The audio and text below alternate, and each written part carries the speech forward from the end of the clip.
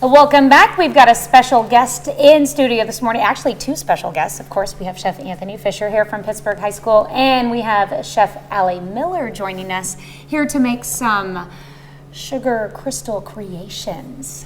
Yes, I'm very excited about this. I have a huge sweet tooth, so this is great. What are we going to be making today? So I was just up here to talk about pulling sugar roses and pouring sugar coral in different molds. When you're working with sugar, unfortunately it sets up pretty fast, which it did already. It's pretty brittle once it gets hot, but if you keep it warm and work with it, you can pull sugar roses. I made some starfish here. Yeah. The idea behind it, Chef Allie comes and talks to my class every year, and she always does something wonderful. Last year, I believe we did pasta. And this year she was getting back into doing her sugar sculptures, so I was like, that's perfect. Come and talk to them about that, because it's one of those things that I know how to do, but I don't do it often enough to show it and express it to my students. And she does it, and she does beautiful work. The rose, as you can see, it's absolutely gorgeous. And the work that goes into it, the attention to detail that goes into it is wonderful for it. And she did the starfish, and she has some little coral there. So she kind of has an under the sea theme style going. But you can eat the sugar when she's done. So it gives you this nice little change. You talked about how quickly this set up. Like, yes. I know your intention was to bring out this and then mold it. It does. So when you're working with sugar and you work with a marble slab, because it keeps it cool, so that as you're working, you can, if it gets too hot for your hands to handle, you can set it down and make it a little cooler to work, and also set it so that it's really hot. So whenever you're setting your petals, you can kind of press it onto the marble to set it so that it congeals to the rest. Okay. What do you put in it to get to your sugar? This is what you start with. It's isomalt crystals. I just picked these up at Hobby Lobby. They start out, when you eat sugar-free candy, this is what it's made out of. And when you add water to it. Sugar-free candy? Yes, sugar-free candy. So this actually is good for those that can't have sugar as well. And you just heat it up in a sauce pot, and then you can add coloring and flavoring. I added strawberry oil to this one since it was red.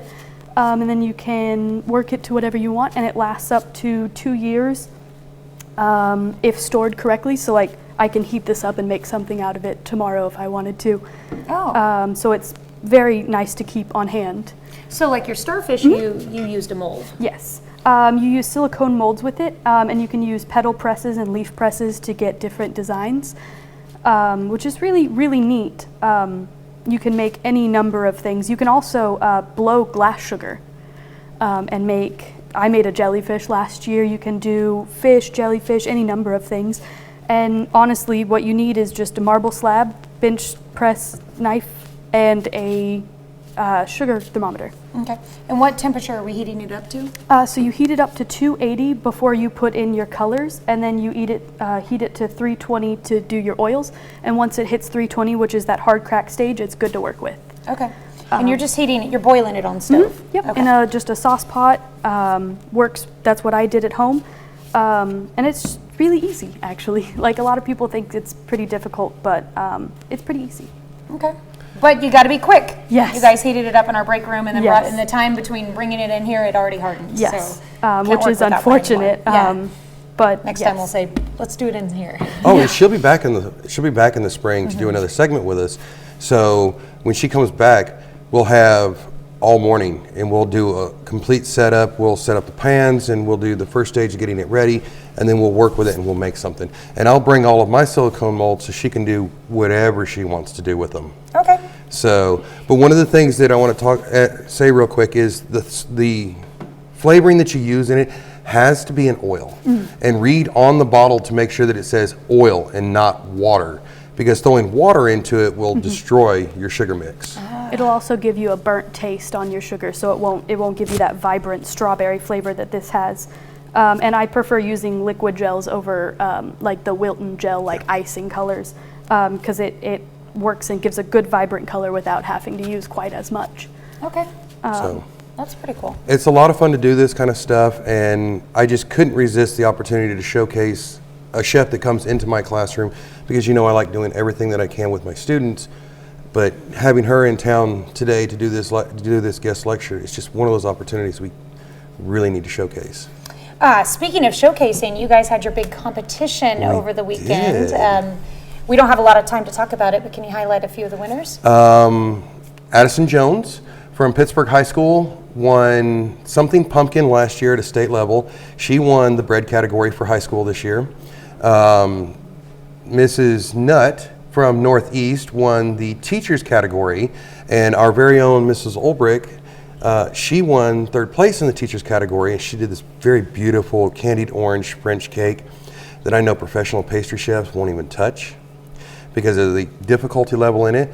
Olivia Riddle won second in dessert with her old-fashioned carrot cake from scratch. Ooh. It was so good. I couldn't believe it. And we had a great showing from all the students that showed up. A student from Fort Scott did a very beautifully manicured, she took first place in desserts, a very beautifully manicured tiered cake that she laid all the icing out. It was absolutely gorgeous. We had pies, we had cupcakes. Pittsburgh. Well, she had the challenge of transporting something to Yes. you too. So, ooh. And Pittsburgh won overall with 1,570 points, and Northeast took second with 1,505 points. Oh wow. So it was a very close contest, and it is coming again in the spring. So we're excited to see what comes next. That's fun to include other schools and everything too. That's great. It's wonderful. Okay. All right. Well, until next time, I guess. Excited about that, and it was wonderful meeting you, Allie, and I'm sure the students will thoroughly enjoy their sugar-free sugar creations. All right, we'll be right back.